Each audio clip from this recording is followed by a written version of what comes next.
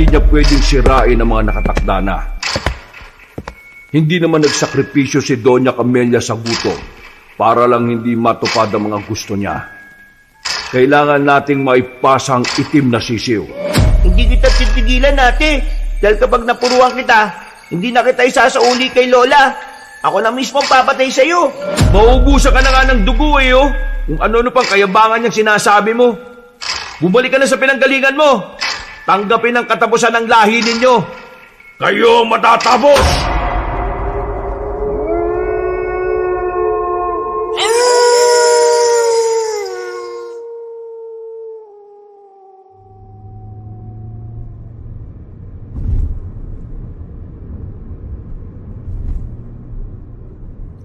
Ano ba naman to?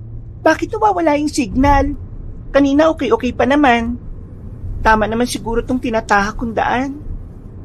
Ay nako, bahala na nga. Wala naman ibang direksyon na nakalagay dito sa GPS eh. Dahan-dahang pinihit ni Carmelita ang manibela ng kanyang kotse habang tinatahak ang palikong daan papunta sa probinsya. Madilim na ang kalangitan. Ang huling sinag ng araw ay nagkukubli na sa likod ng mga bundok. Tanging ang ilaw ng kanyang headlight at ang malamlam na buwan ang nagsisilbing gabay niya sa bawat pagliko. Mahaba ang kanyang biyahe mula Maynila at halos lagpas 3 oras na siyang walang pahinga sa pagmamaneho. Sa bawat kilometro ay mas nararamdaman niya ang layo ng syudad. Wala na ang mga matatayog na gusali. Napalitan ng makakapal na kagubatan at malalawak na palayan. At sa tuwing humahampas ang hangin sa gilid ng kotse, ay daman niya ang bigat ng katahimikan ng baryo. Konti na lang, girl. Feel ko malapit ka na sa katotohanan. Nagpatugtog na lang ulit si Carmelita dahil hindi siya sanay sa ganoong katahimikan.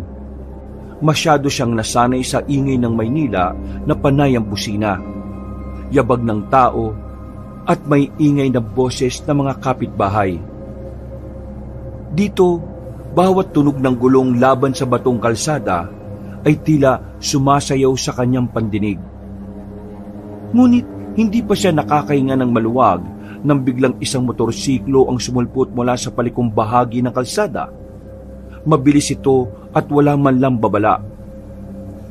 Halos mabangga ng kotse ni Carmelita ang rider, kaya napasigaw siya at agad niyang binigla ang pagpreno. Ay putot ko, Chinta! Anak ng tokwa naman, oh! Dinig na dinig ang malakas na ugong ng gulong ng sasakyan na tila umaalingaw-ngaw sa payapang paligid. Napatilapon siya sa unahan ng kanyang upuan. Buti na lang at nakakabit ang seatbelt. Sa isang iglap naman ay bumaliktad ang motorsiklo at halos mahulog sa mababang bangin. Nakita niyang pumipiglas ang sakay nitong binata bago tuluyang sumubsob ang motor sa gilid. Diyos ko po, mahuhulog siya sa bangin. Wala nang inaksayang oras ang dalaga. Kagad niyang binuksan ang pinto ng kanyang sasakyan at mabilis na bumaba. Dahil sa nangyayari, ay ramdam niya ang mabilis na tibok ng kanyang dibdib. Nilapitan niya ang binatang nasa lupa. Gasgas ang braso noon at may dugo sa gilid ng noo. Pero nakatayo pa rin. Agad na sinilip ang kanyang motor na nakasalampak sa damuhan. Kalahating nakabitin sa gilid ng bangin. Nakahinga na ang dalaga nang makitang hindi naman pala napahamak ang sakay na motor. Kaya dahil dito ay nagsimula na siyang magalit. Ano naman? Kung nagkamali lang ako ng konti, pareho tayong patay. Bakit kasi nagmamadali sa pagdadrive mo? Motorista ka. Hindi mo ba naisip na dumadaan ka sa paliko? Sana naman nagdahan-dahan ka, di ba? Bakit? Kasalanan ko ba kung mabilis ka magpatakbo? Well, excuse me. Ako pa ngayon na may kasalanan? Tingnan mo nga yung nakatumba mong motorsiklo. Kitang-kita naman na ikaw tong parang demonyong sumulpot sa liko na walang signal, walang preno, walang ingat. Ano klaseng pagmamaneho yon, ha? You tell me. Kung hindi ka siguro nakatingin sa daan at puro ka cellphone, baka hindi tayo nauwi sa ganito. Sira ulo ka pala no? Siguro nagse-cellphone ka talaga no? Hoy, excuse me ulit.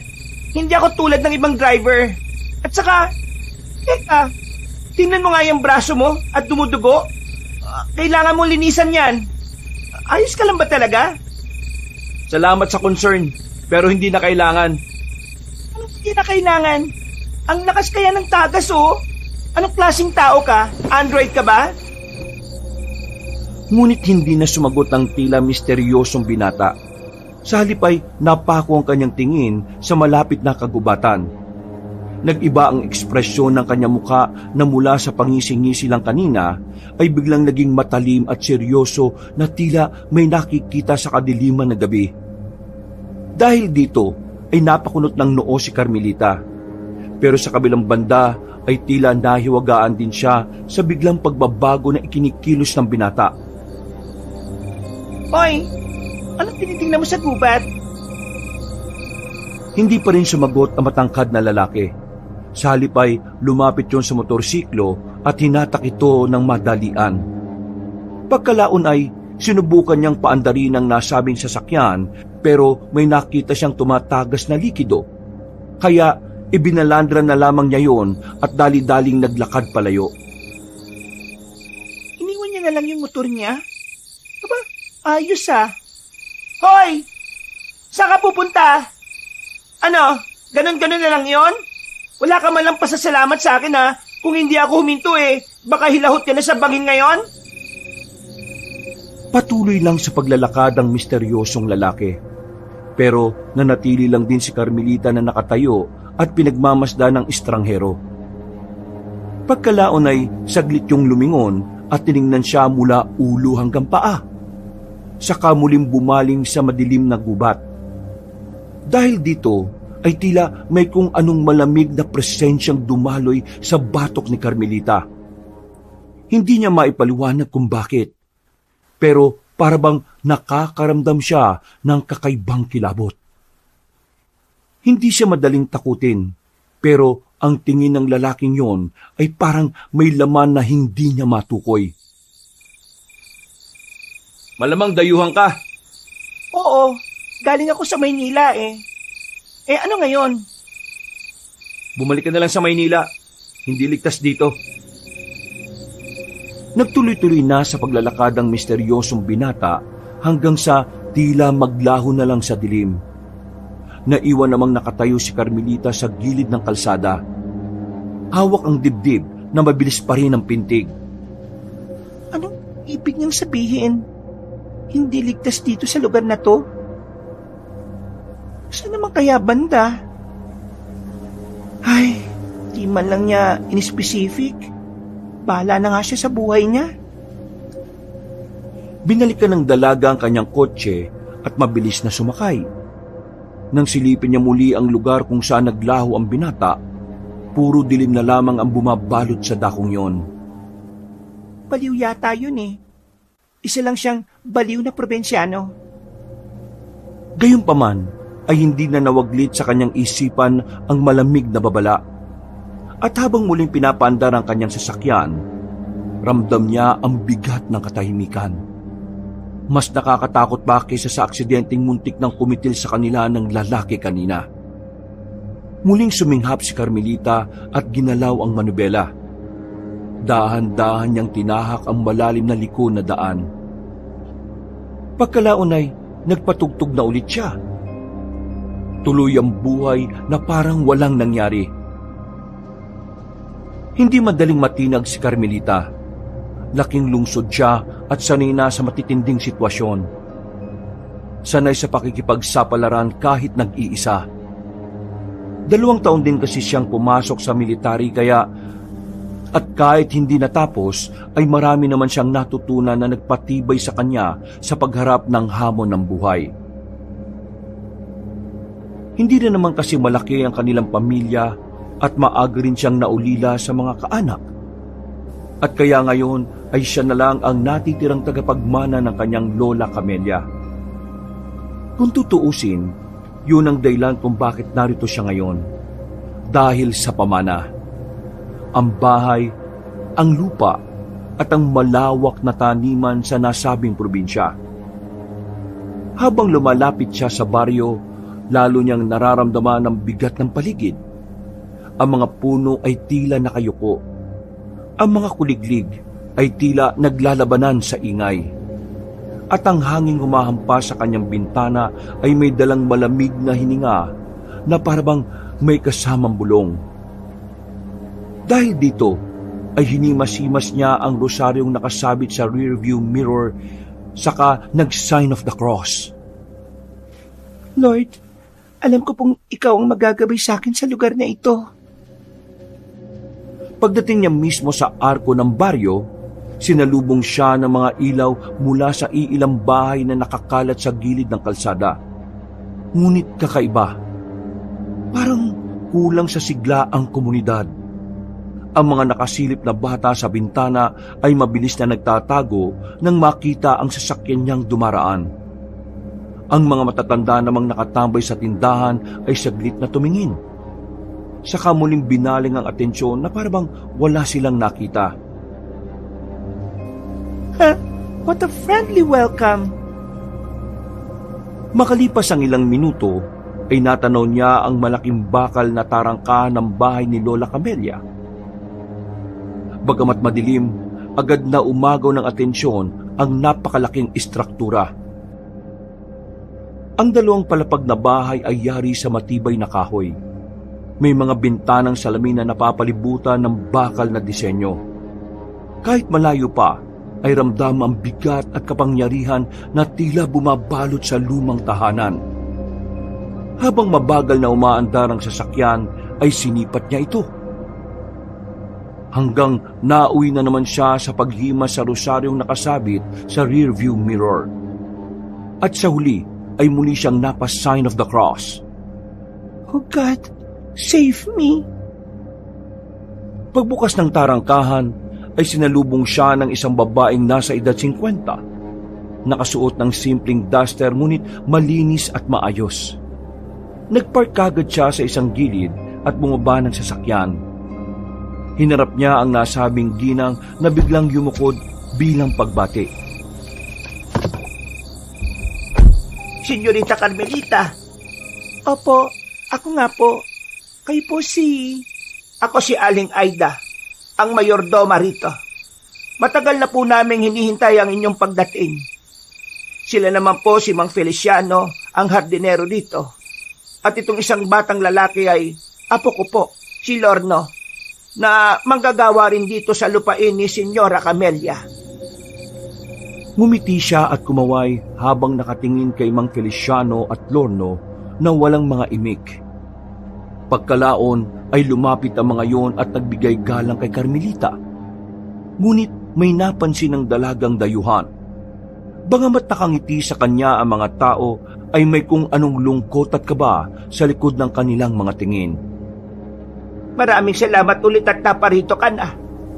Salamat din po, dahil kahit wala ang lola ko ay nandito pa rin kayo. Ito po kasi ang bilin sa amin ni Senyorita.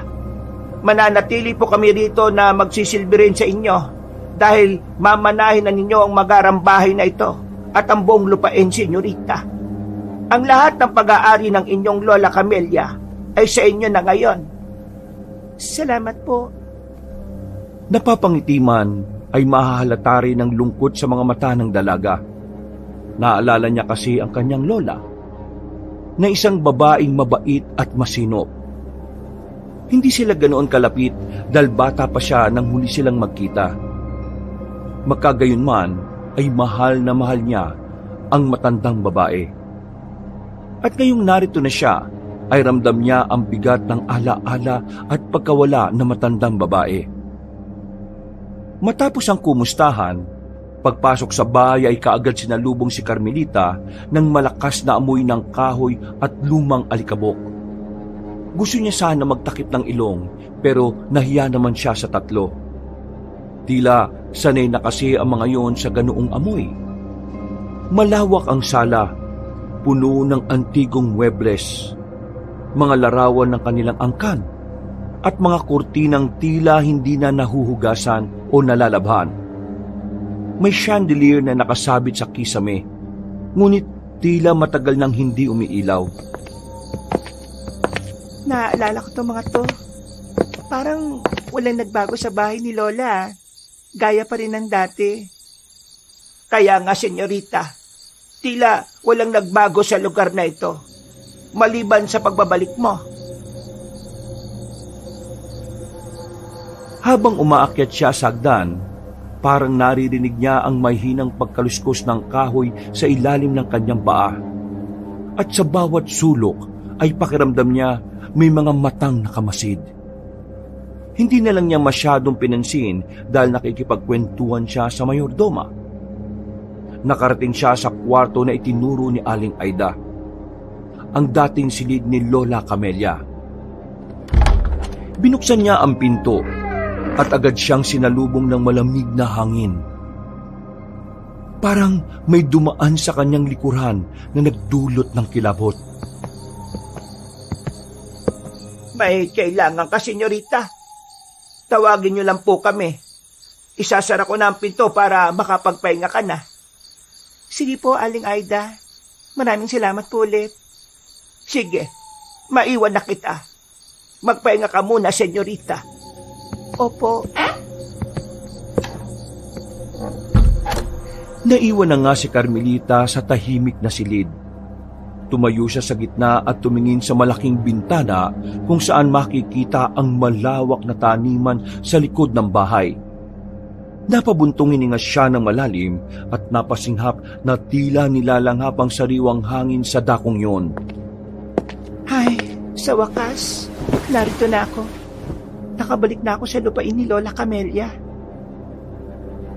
Habang ninanamnam ang sariwang paligid, ay naagaw ang atensyon niya nang mapansin ng ilang tao mula sa hindi kalayuan. Lagpas 10 ang mga yon at papunta sa kung saan tangan ng ilang sulo bilang liwanag sa dilim. Napakunot siya ng noo at nakaramdam ng kakaiba. Lalo na nang huminto ang nasa hulihan saka tumingin sa kanya. Pagngiti nun ay saka muling naglakad at hindi na siya pinansin. Anong problema nun? Ang creepy naman ng pagtawa niya. Saan kaya sila papunta ng ganitong oras? Bumalik ka na lang sa Maynila. Hindi ligtas dito. Hindi niya rin alam kung bakit bigla na lang sumagi sa isip niya ang mga sinabi ng estrangherong lalaki kanina.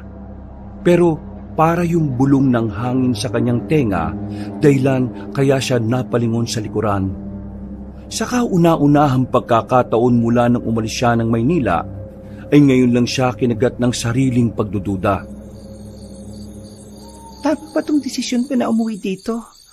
Parang may kakaiba ako nararamdaman sa lugar na ito Siguro dala lang to ng pagod. Tama si Aling Aida. Kailangan ko muna magpahinga. Iniwan niyang nakabukas ang malaking bintana. Sinalampak niya ang sarili sa kama at saka ipinikit ang mga mata hanggang sa makatulog siya na mahimbing. Dala na matinding pagod ay tila inanod ang kanyang diwa sa kung saan. Nakarating siya sa isang panaginip mula nung bata pa siya ang huling punta niya sa lugar na yon. Nang tingnan niya ang sarili sa salaming nasa gilid ay nagulat siya dahil sumanib ang kaluluwa niya ngayon sa batang sarili. Ilang saglit pa, pagpasok sa sala ay naabutan niya ang mga magulang na sina Nanay Carmen at Tatay Lito na nakikipagtalo kay Lola Camelia. Hindi niya marinig ang pinagtatalunan ng tatlo, pero alam niyang seryoso yon dahil bakas na bakas sa mukha ng kanyang mga magulang. Nay, Tay, tama na po. Huwag niyo na pong awayin si Lola. Huwag po kayo mag-away-away.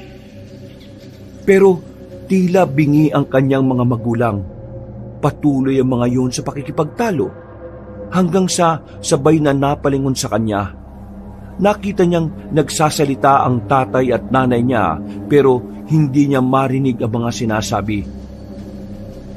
Pagkalaon ay hinatak na siya ng mga yon palabas ng bahay ni Lola Camelia. Nagpumigla siya dahil naawa siya sa matandang babae. Ayaw niyang umalis sa poder ng lola, pero ito ang paywatig ng kanyang mga magulang. Tay! Tay! Huwag po tayong umalis. Huwag po nating iwan dito mag-isa si Lola. Parang awa niyo na po. Mamamatay si Lola rito kapag mag-isa lang siya. Pero katulad kanina, ay tila bingi pa rin ang mga magulang ni Carmelita. Hinatak siya nito at nang nasa labas na sila ng magarang bahay, ay muli niyang nilingon ang kinaroroonan ni Lola Camelia.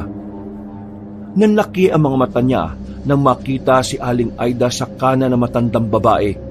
Pero iba ang imahe ng ginang. Namumula ang mga mata nito na parang isang dyablo. Mas natakot si Carmelita nang makita niya ang malaki at maladyablong anino sa likuran ni Lola Camelia.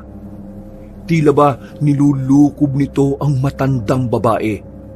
Kaya nagpupumiglas siya sa mga magulang. Tay!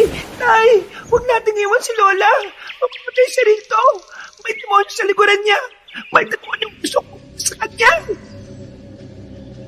Nagsara ang pinto at kasunod nito ay umalingaw-ngawang sigaw ni Lola Camelia na tila nahihirapan.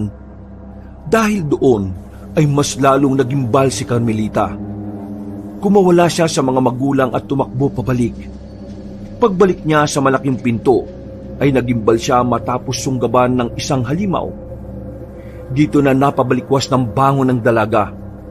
Pawis na pawis, kaya nabasa tuloy ang kanyang damit. Ano bang ibig sabihin ng panaginip na yon? Tumayo na lang siya at nagpunta sa kusina para kumuha ng tubig. Dito niya napansin na sobrang tahimik at nakakatakot ang buong bahay kapag ganung oras. Hindi naman siya matatakutin, pero nakakaramdam siya ng kilabot na parabang merong nagmamasid sa kanya mula sa kung saan. Nang pabalik na sa kwarto ay napadaan siya sa malawak na sala.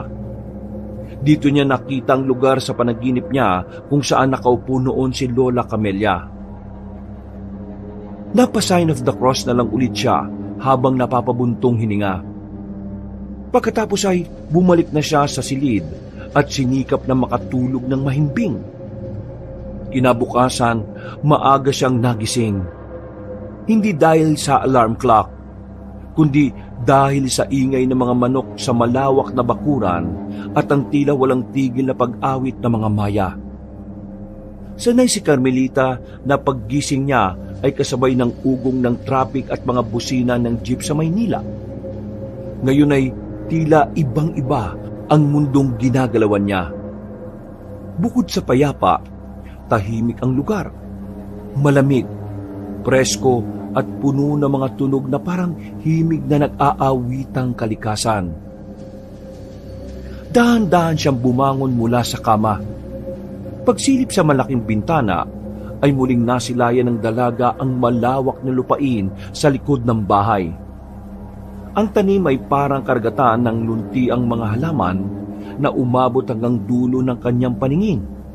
Ngunit higit sa kagandahan at katahimikan ay may kakaibang bigat ang tanawing yon. Para bang may misteryong nakatago sa ilalim ng bawat punla. Habang pinagmamasdan ng mga nagtatrabaho sa taniman, ay muling sumagi ang nakita niya kagabi. Napansin niya kasi na parang ang mga dalang suluring kagabi ang mga nakita niya ngayon. Magandang umaga kahit hindi niyo ako naririnig. Tumalikod na siya at nag-ayos ng sarili bago lumabas ng silid. Pababa sa hagdanan ay sinalubong kagad siya ni Aling Aida na nakasuot na ng malinis na saya. May dalang tray ng pagkain ng mayordoma na may isang tasa na mainit na tsokolate at tinapay na bagong hurno. Magandang umaga, Senyorita Carmelita. Magandang umaga din, Aling Aida. Kunin mo to't inumin. Masarap tong tsokolate at tinapay na sariling bersyon ko sa paggawa. Talaga po? Maraming salamat po. Ay, walang anuman. Masaya akong mapaglingkuran ka lalo na't ito ang huling bili ng lola mo sa akin at sa aming lahat na narito sa lupain niya. Talaga po? Nakakatuwa naman pong marinig yan. Pero nakakailang din dahil hindi naman ako sanay na tinatrato ng ganito. Masasanay ka rin, lalo na't ikaw na ang hahalili sa kanya. Hahalili? Inumin mo na at baka lumamig pa ang tsokolate. Sige po. Umupo si Carmelita sa hapag at sinimulang tikman ng pagkain. Masarap, pero ramdam niyang parang may kakaiba sa lasa ng tsokolate. Mapait at tila may halong damo. Nang mapansin niya na hindi nakaupo si Aling Aida, bagkus ay nakatayo lang at nakatingin sa kanya, nagtaka siya, saka yun muling kinausap. Hindi po ba kayo kakain? Nakakailang kung wala akong kasabay eh. Sanay na akong kumain pagkatapos ng amo. Ganyan din si Senyorita Camelia noon. Kaya huwag ka nang mailang sa akin, Senyorita. Napakibit-balikat na lang ang dalaga at hindi umalma. Ramdam na niya kasing hindi magpapatinag ang ginang sa paninindigan nito. Ilang saglit pa ay napansin niya sa hindi kalayuan si Lorno. Nagulat pa nga siya dahil kitang-kita niya na namumula ang mga mata nito. Pagkusot ng mga mata ay tila normal naman yon. Kaya nakahinga siya ng malalim. Ayos ka lang ba? Bakit parang gulat na gulat ka nang makita mo ang apo ko? Pasensya na po. Mukhang inaantok pa ako. Dahil ang tingin ko sa mata ni Lorno kanina eh. Parang namumula. Namamalikmata lang pala ako. Natigilan na si Carmelita dahil napansin niya ang titig ng mayordoma sa apo nito. Halata sa mukha ng ginang ang galit pero ngumiti rin naman kagad pagbaling sa kanya. Hindi na niya pinagtuunan pa ito ng pansin. Nagtuloy-tuloy na siya sa pag-almusal dahil nagpaalam na rin muna ang ginang na pupunta na ng kusina.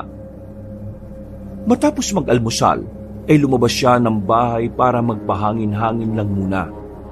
Pero nakita siya ni Mang Feliciano na wala pang ginagawa. Lumapit ang Ginoo at inanyayahan siyang gumala sa paligid ng lupain. Sumang-ayong kagad ang dalaga dahil gusto niya rin talaga yon. Sakay ng lumang bukyo ay nilibot nga nila ang lupain ng namayapang Lola Camelia na mamanahin niya. Nang nasa bukana ng mga gulayan, naiilang si Carmelita dahil sa tila kakaibang tingin ng mga trabahador sa kanya. Mang Feliciano, ganyan po ba talaga makatingin ng mga tao rito? Pagpasensyahan mo na at huwag mo na lang silang pansinin, senyorita. Ganyan talaga sila makatingin lalo na't alam nilang apo ka ni Doña Camelia. Kilala po nila akong lahat? Oo naman. Alam ng lahat dito kung sino ka. Kahit di ka pa nila nakikita. Paano po? Palagi po ba akong kinukwento ni Lola kahit sa mga trabador? Dahil sa amoy mo. Ho? Dahil sa ano? Basta, senyorita. Natutuwa kaming lahat na nagpunta ka rito. Kasi may hahalili na rin sa wakas kay Doña Camelia.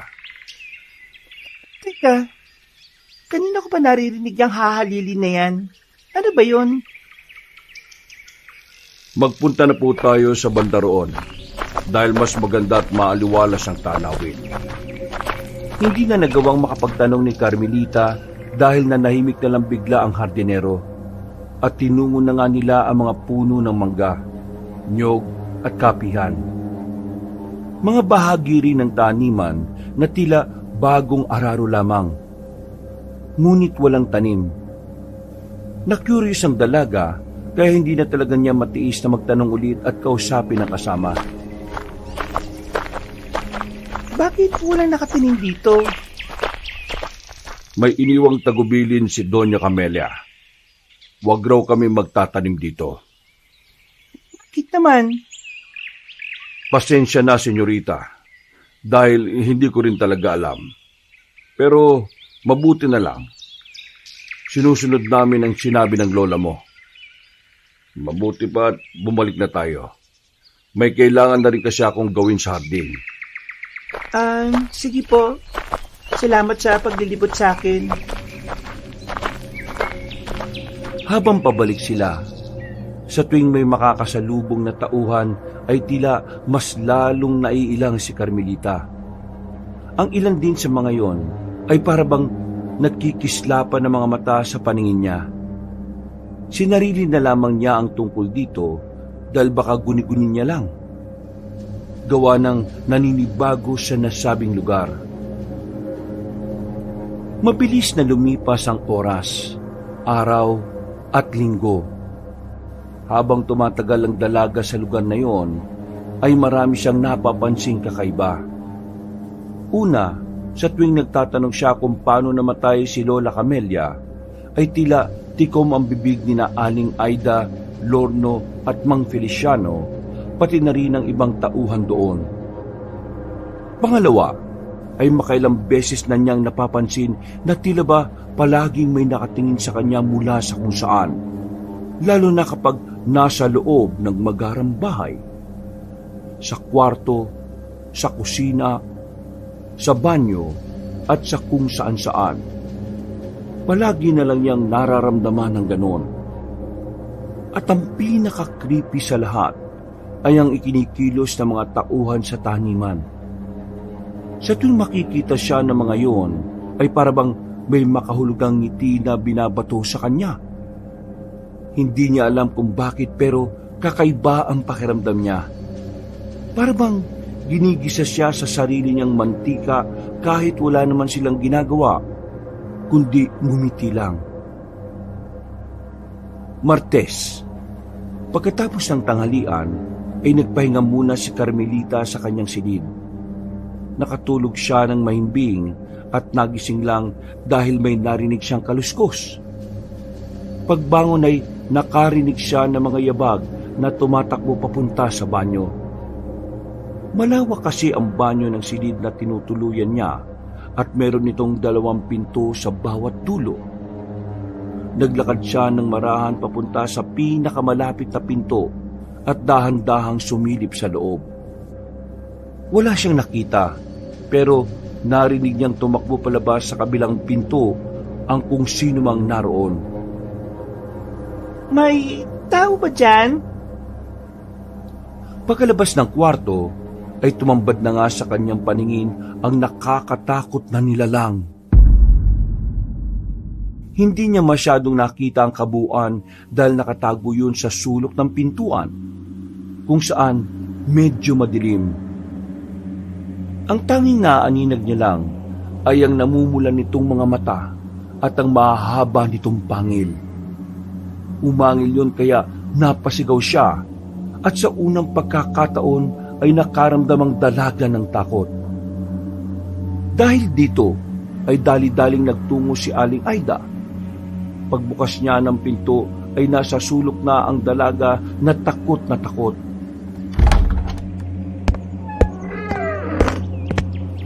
Ano po nangyari, senyorita? May nakita ko roon. Kagad dinalugkog ng ginang ang dulong bahagi ng silid, pero wala naman siyang nakita kahit ano maliban sa antigong grandfather clock na hindi na rin naman gumagana. Nakita kong parang bata. Diyan tumakbo. Pero hindi lang siya basta bata dahil namumula mga mata niya at yung matutulis ng pangil. Parang sa halimaw. Baka nananaginip ka lang, senyora. Ang dilim din kasi dito sa kwarto mo. Hahawiin ko ang mga kortina. Sige, salamat po. O ayan, maliwanag na. Ayos lang na madilim ang silid kapag natutulog. Pero huwag tayo masasanay na walang liwanag na pumapasok. Dahil madalas sa mga masasamang elemento ay namamahay sa mga ganon. Lalo na kapag maraming dinadalang bigat sa puso ang isang tao. Bigla tuloy naalala ni Carmelita ang mga pinagdaraanan niya ngayon. Bago kasi siya nagpunta rito, ay naghiwalay na sila ni Benitez. 10 taon din silang naging magnobyo at ikakasal na sana sa susunod na buwan. Yun nga lang, ay nahuli niya ang lalaki na may ibang babae at halos 2 taon na rin pala siyang niloloko nito. Ang masaklap sa kanya ay ang mismong best friend niyang si Lerma ang naging kabit. Ito rin talaga ang dahilan kaya nagpasya siyang umuwi rito sa probinsya para makalimot sa masalimuot niyang karanasan sa Maynila. Mas maigi pa na lumabas ka muna at maglibang. Titimplahan kita ng tsaa para maliwanagan ang isipan mo. Salamat po, Aling Aida. Nang nasa hardin na sila, ay uminom na nga ng tsaa si Carmelita. At katulad ng sinabi ng ginang, gumaan nga ang kanyang pakiramdam. At nang hapon ding yon, ay nakilala niya si Lorno ng mas personal. Napaupo ang batang lalaki at naglalaro ng luma at sirasirang trumpo habang nakikipagkwentuhan sa kanya.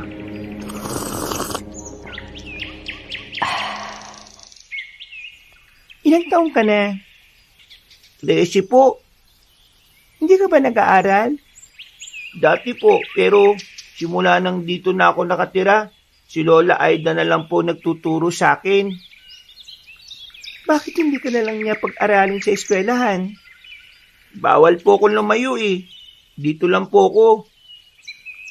Alam mo po ba, senyorita, sabi ni Lola Aida, sa gabi raw, may mga taong hindi na tao. Huwag na raw tumanggi kapag dumating na sila. Ha? Anong ibig mong sabihin? Ay, kalimutan mo na lang po. Ayaw ko na pong magtrumpo, ate. Gusto mo pong maglaro ng tagu-taguan? Sige na naman po. Ang tagal ko na pong hindi nakakalaro nun eh. Ha? Sige na nga. Ikaw yung taya ah. Magtatago na po ko tapos bilang ka na lang po ng 10. Napangiti na lang ang dalaga pagkatapos ay pumikit siya saka nagsimulang magbilang hanggang 10. Nang matapos na ay dumilat siya at nagsimulang maghanap sa hardin. Nang makita niyang wala roon ang batang lalaki, ay napangiti siya. Pagkatapos ay pumasok na siya sa loob ng bahay at doon naganap. Lorno, nandito na ako. Naghanap na ako.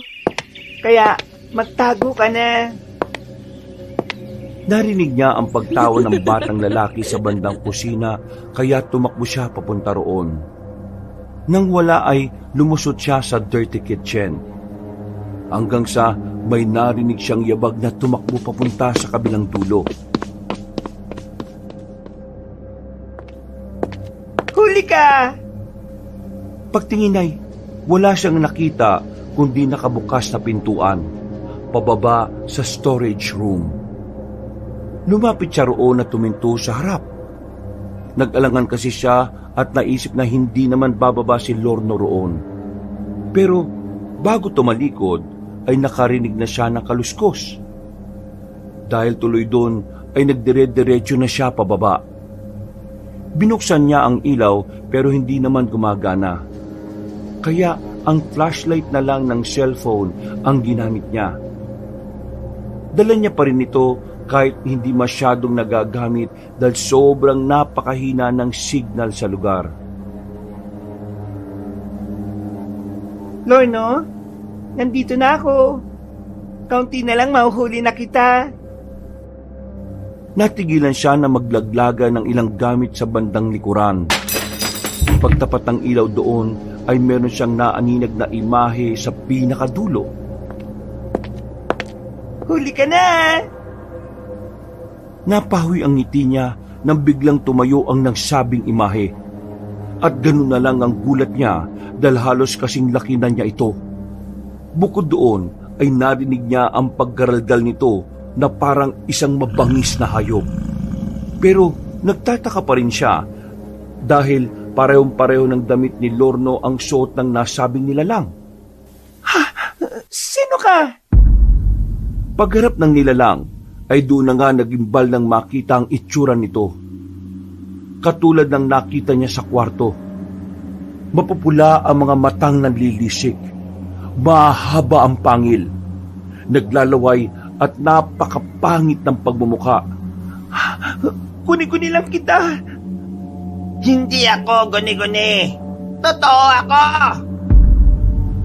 Napasigaw sa takot si Carmelita na narinig kagad ni na Aling Aida, Mang Feliciano at ng iba pang tao na nasa dirty kitchen. Lahat sila ay nagbabaan sa storage room kung saan naabutan nila si Carmelita na nakaupo habang sumisigaw at takot na takot. Binuksan kagad ni Mang Feliciano ang ilaw at nang lumiwanag mula sa kabilang parte ng silid ay nakita nila si Lorno na gumagapang patago. Ano nangyayari rito, Lorna? Bakit sumisigaw, senyorita, at takot na takot? Hindi ko po alam. Nagtatago-taguan lang po kami, tapos narinig ko na lang pong sumisigaw si ate. Kaya gumapang po ko dito sa sulok. Natakot din po ako eh. Ayos ka lang ba, senyorita Carmelita? Ano bang nangyari? Wala. Guni-guni ko lang siguro yon. Pasensya na kayo sa akin. Huwag mong alalahanin yon. Halika't, ihahatid na muna kita sa kwarto mo. Lorna, umakyat ka na rin at mag-ayos ka ng sarili mo. Tingnan mo ang damit mo. Nadumihan mo na naman ang gusto. Nang magkatinginan si Carmelita at Lorno, ay tila pasimpleng tumawa ang batang lalaki. Bago maunang umakyat palabas ng storage room, naiwang naguguluhan ng dalaga dahil hindi niya masabi kung guni-guni ba ang nakita kanina o totoo. Pero pakiramdam niya talaga ay si Lorno ang halimaw na nakita niya. Itinago na lang muna niya sa sarili ang tungkol dito. Pagsapit ng gabi, pagkatapos nilang kumain ay medyo hindi pa rin mapakali si Carmelita. Hindi pa rin kasi maalis sa utak niya ang nakita kanina na 2 beses pa nangyari. Dahil dito ay nagtungo siya sa silid ng yumaong lola. Umupo siya sa paborito nitong sofa at doon ay muling bumalik ang mga nakalipas na alaala sa lugar na yon.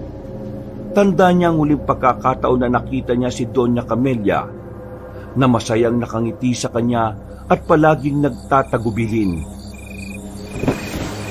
Tanda ko pa yung palagi mong sinasabi sa akin, Lola Camelia, na kung sakaling wala ka na, huwag kong kalilimutan ang bahay na ito, na dapat kong manahin at lahat ng meron ka. Pero parang ang hirap naman yata tumira rito, La. Nararamdaman ko na parang may alam ang mga tao rito tungkol sa mga kakaibang bagay na hindi ko maipaliwanag. Ramdam na ramdam ko ang kakaibang bigat at kadiliman na bumabalot sa buong lugar. Parang may hindi tama eh. Umalis siya sa paboritong upuan ng yumaong matanda. Pagkalaon ay nahiga siya sa kama nito at pinilit niyang ipikit ang kanyang mga mata. Paano ka nga ba namatay, Lola? Totoo nga kaya yung nakalagay doon sa cause of death nyo? Parang hindi ako naniniwala na namatay ka lang ng basta-basta eh. Napabangon na siya ulit at bumalik sa kanyang silid bago pa makatulog sa lugar na yon. Nang nasa kwarto na, ay muli siyang sumilip sa malaking bintana. Nakita na naman niya ang ilang kalalakihang may sulo. At sa pagkakataong yon, ay napansin niya na kasama na rin si Mang Feliciano. Hindi na siya nagpahalatang nakadungaw pero nagtataka talaga siya dahil halos gabi-gabi na lang nakikita niya mga yon. Ano kayang ginagawa talaga nila? May kakaiba talaga sa lugar na to. Siguro, kailangan ko ng alamin ang nangyayari para malaman ko na rin talaga kung ano nga bang totoong ikinamatay ng lola ko.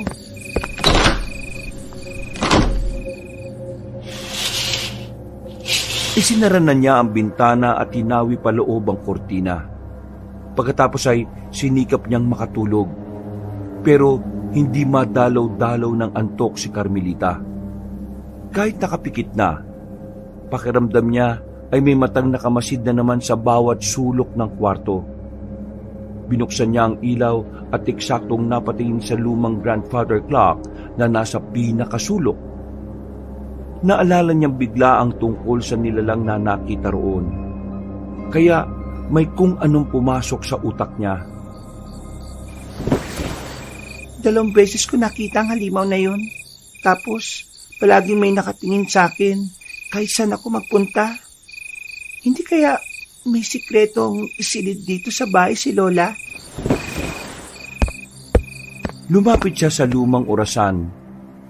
Nang hahawakan na niya ito, ay nakarinig siya ng malakas na kalabog.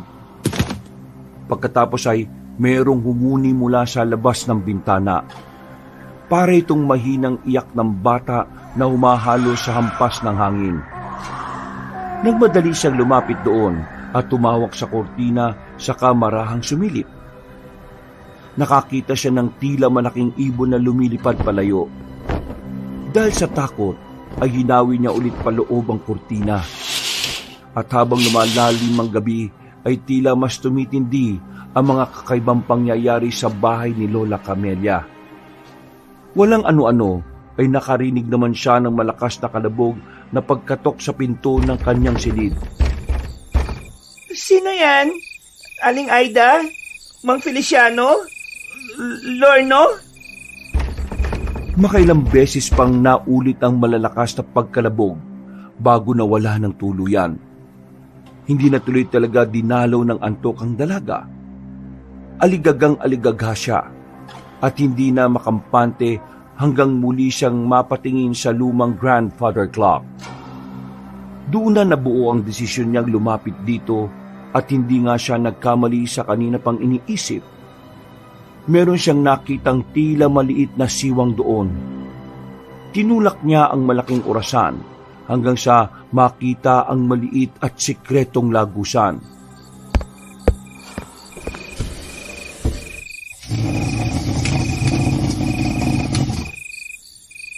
Diyos ko po, tama nga ang hinala ko.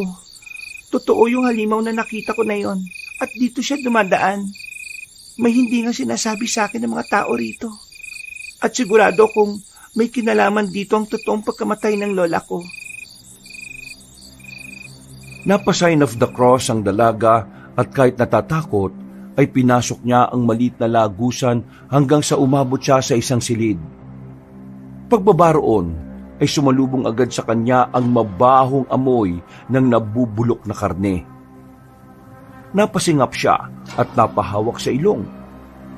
Sa loob ng silid ay may isang maliit na kulungan na gawa sa kawayan at bakal. Dito ay nakakulong ang kakaibang uri ng sisiw. Namumula ang mga mata nito na parang nag-aalab at nangingintabang balat sa pagkaitim. At ang mas nakakagulat ay nang marinig niya kung paano ito nagsusumigaw sa loob ng kulungan. Ang tunog nito ay hindi gaya ng karaniwang tilaok, kundi parang iyak ng sanggol.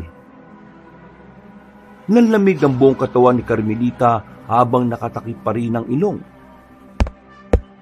Diyos ko, anong lugar to? Anong klaseng sisiw ito?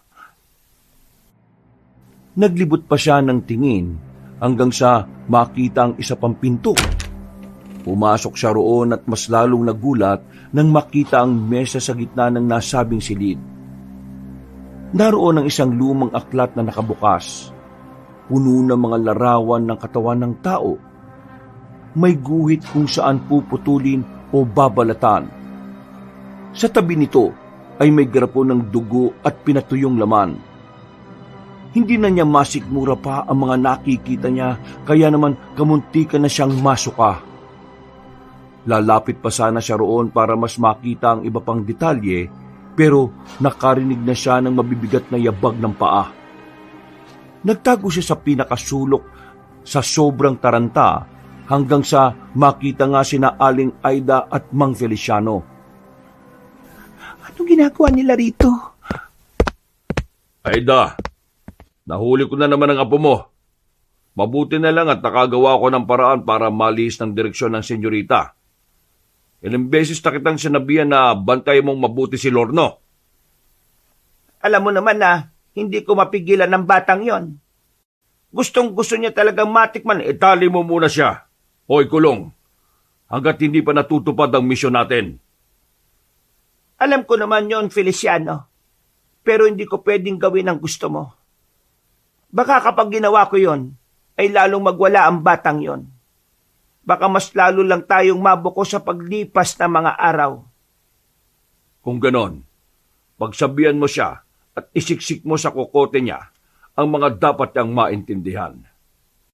Matagal na panahon din ang hinintay natin bago mapapayag na umuwi rito si Senyorita Carmelita.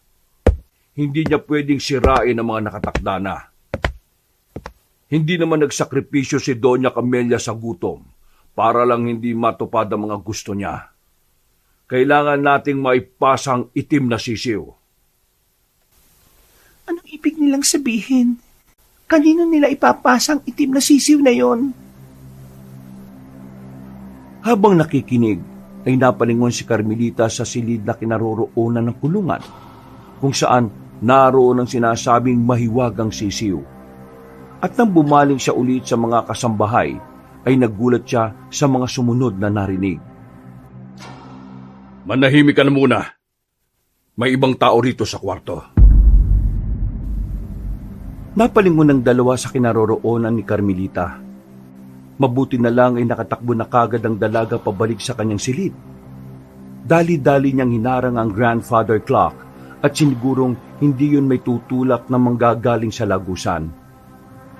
Habang nasa kama, ay pinagnilay-nilayan niya ang mga narinig na pinag-usapan ni na Aling Aida at Mang Feliciano. Alam niyang may masamang pakahulugan ng mga yon. Wala siyang maintindihan.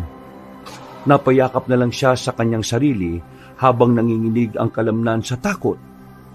Bukod kasi sa mga narinig, sumasagi rin sa isipan niya ang tila mahiwagang itim na sisiw.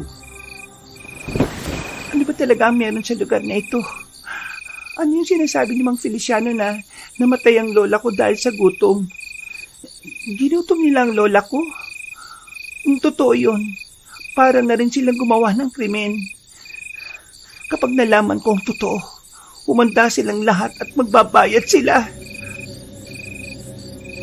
Siniguro niyang walang makakapasok sa kwarto at pinilit niyang hindi matulog dahil sa takot na baka meron na namang dumalaw na nakakatakot na nilalang. Subalit sa huli ay hindi niya natakasan ng karimlan. Unti-unti na siyang dinalaw ng antok hanggang sa makatulog. Ilang saglit pa ay napabalikwas siya ng bangon. Naramdaman niya kasing may kung ano o sinong gumagapang sa ilalim ng kama. Takot siyang napasandal pero umandar pa rin ang kanyang kuryosidad.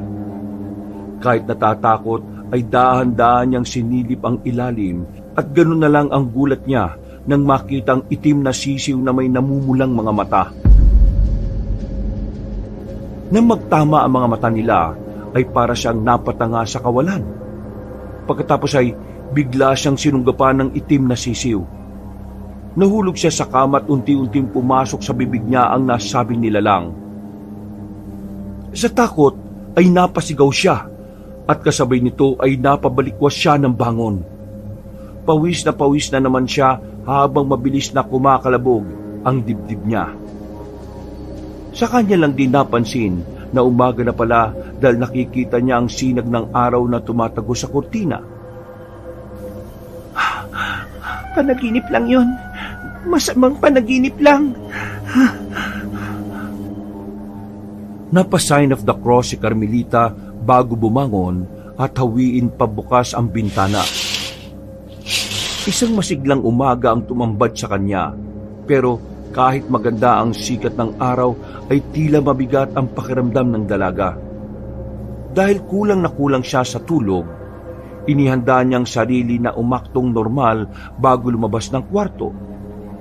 Sa pagkainan, nakaupo siya habang pinagmamasdan sina Aling Aida at Mang Feliciano na abala na naghahanda ng agahan. Si Lorno naman ay kumakain lang, pero ramdam niya ang palihim na pagsulyap ng batang lalaki. Napansin niyang napakatahimik kaya siya na mismo ang naglakas ng loob na gumawa ng ingay. Aling Aida, matanong ko lang, meron pa bang ibang silid ng lola ko? Yung bang parang opisina niya? Tanda ko kasi noon na meron siyang aklatan eh. Parang hindi ko na nakikita rito sa bahay. Yung sinasabi mong aklatan, matagal nang wala yon. Nasaan na po yung mga aklat? Nasa bodega, nasa attic. Pwede po bang makita? Pwede naman. Pero baka sira-sira na yon dahil binubukbok na. Okay lang po. Gusto ko lang kasi makita mga yon. Bakit mo gusto makita mga dating aklat ni Doña Camelia? Gusto ko lang. Gusto ko rin kasing magbasa-basa. Nakakabagot na rin kasi ang paikot-ikot dito. Pwede po akong sumama? Pasensya na, Lorno. Gusto ko muna kasi mapag-isa ngayon eh. Sa susunod na lang. Wala nang nagawa ang tatlong kasambahay, kundi ang manahimik ulit. Pagkatapos mag-almusal, ay mag-isa na ngang nagpunta si Carmelita sa attic. Binusisi niya ang mga lumang aklat ng yumaong lola hanggang sa meron siyang makitang ikinatuwa niya. Naalala niya kasi noon na merong journal si Lola Camelia at binabasa ito sa kanya bago matulog. Sabi ko na nga ba, at makikita kita rito. Kami lang ni Lola ang nakakaalam sa journal na ito eh, kaya sigurado akong hindi pa ito nakikita ng ibang tao rito sa bahay. Pinagpagan niya muna ang journal bago buksan. Habang binabasa ay inalala niya ulit ang mga panahong kasama niya ang pinakamamahal na lola. Medyo mangiyak-ngiyak pa siya sa mga unang pahina, subalit napawi ang mga luha na yon pagdating niya sa bandang kalagitnaan. Nagulat siya dahil mas marami na ang nakakatakot na simbolo kaysa sa sulat. Napakunot siya ng noo habang napapahawak sa dibdib. May kakaiba kasi siyang nararamdaman habang pinagmamasdan ng mga naturang simbolo. Ano itong mga simbolo na to? Anong ibig sabihin nito at bakit to sinulat dito ni Lola? Paglipat ng pahina ay muli siyang nakakita ng sulat, pero hindi na to kasing ayos sa mga nauna. Umupo siya habang nakahawak pa rin sa dibdib. Mas lalo lang kasing kumabog ang kanyang dibdib dahil sa kakaibang kutob. Para makaligtas ako sa karamdaman, pumayag ako sa kagustuhan nila. Nilulun ko ang itim na sisiw dahil gagaling daw ako kapag ginawa ko yun. Gumaling nga ako pero kapalit naman ng mga to ay ang pagkauhaw ko sa sariwang dugo at kaninang tao. Niloloko nila ako. Saka ko lang nalaman na galing pala sa kadiliman ng itim na sisiw. Ngayon ay mamamatay lang ako sa dalawang bagay. Kapag tumigil ako sa pagkain ng sariwang dugo at karne o kung isasalin ko ang itim na sisiw. Pero mas pinili ko ang nauna para kusa na lang lumabas sa katawan ko ang sumpa. Naalala tuloy ng dalagang itim na sisiw na nakita niyang nakakulong sa sikretong silid. Napagtagni-tagni niya ang mga ito, maging ang pag-uusap ni na Aling Aida at Mang Feliciano. Pagkalaon ay patuloy niyang binasa ang susunod na pahina. Naging emosyonal siya sa parting yon dahil habang nagbabasa, sana lang ay makarating sa puko ang sulat ko. Hindi na siya dapat bumalik sa lugar na ito kapag namatay ako. Pabayaan na niya ang lupain na ito kaysa maging katulad din siya ng mga nilalang ng kadiliman. Mangiyak-ngiyak na natutok ni Carmelita ang bibig matapos malaman ng mga ito. Hindi niya talaga sukat akalain na ganito katindi ang kadiliman bumabalot sa lupain ng pumano niyang lola. Kung ganon, hindi nga totoong namatay ang lola ko dahil sa pagkadulas. Namatay siya sa gutom at mas pinili niyang hindi na kumain ng sariwang dugo at karne ng tao. Aswang si Aling Aida at Mang Feliciano. Pati ang apo nilang si Lorno. Siya ang aswang na nakita ko ng 2 beses. At balak nilang ilipat sa akin ang itim na sisiw na yon. Diyos ko po. Gulong-gulo ang isip ni Carmelita nang bumaba sa attic. Para makahinga ng maluwag, ay lumabas siya ng bahay at naglakad-lakad sa paligid ng taniman. Hindi siya nagpakita sa mga tao dahil natatakot siya kung sino na nga ba ang dapat pagkatiwalaan sa lugar na yon. Pero sigurado na siyang hindi na niya pwedeng pagkatiwalaan sila Aling Aida, Mang Feliciano at Lorno. At dahil sa lalim ng kanyang iniisip, ay hindi niya na malayang malayo na pala siya sa parte ng taniman. Sa matatayog na maisan, nakita niyang isang mayabong na puno at doon siya nag-isip-isip hanggang sa nakaidlip pala siya at nagising siya ng bandang 2:00 ng hapon. Nagmuni-muni ulit siya hanggang sa muling naalala ang totoong huling habilin ng kanyang lola. Ano bang ginagawa ko sa lugar na ito? Dapat umalis na ako rito, katulad ng sinabi ni Lola. Nagmadali na nga siya sa paglalakad pabalik sa magharang bahay para kunin ang kanyang mga gamit. Subalit ilang saglit pa ay meron siyang narinig na mabibigat na yabag mula sa likuran. Paglingon sa likod ay wala namang tao. Kinutuban na ang dalaga kaya mas lalo siyang nagmadali. Patakbo ang ginawa niya hanggang sa may nahagip siya ng tingin sa bandang kanan. Pagkalaon ay unti-unti na yung lumantad. Isang nilalang na hindi niya akalaing totoo. Namukaan niya ang nasabing lalaki dahil isa to sa mga trabahador sa taniman.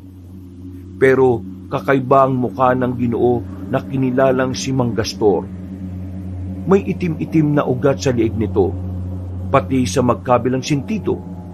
Ang mga mata ay maugat din at namumula ng husto, habang naglalaway na parang isang asong ulol. Mang Gastor, ano po nangyari sa inyo? Hindi umimik ang Ginoo. Gumisi lang yun at maya-maya pa nga ay kumistot-kistot na parang nawawala sa sarili. Dito na mas kinabahan si Carmelita, lalo na nang makita niya na unti-unti nang nagbabago ang mukha ng lalaki. Habang pinagmamasdan, ay patuloy siya sa paglalakad na mabilis. Pero tila walang katapusan ang tinatahak niyang maisan. Nagimbal na siya ng tuluyang makita ang nakakatakot na anyo ng trabahador. Mangtim-itim ang balat nito at tila mas lalong naging matipuno. Ang mga mata ay nanlisik at mas lalong namula na parang galing sa impyerno.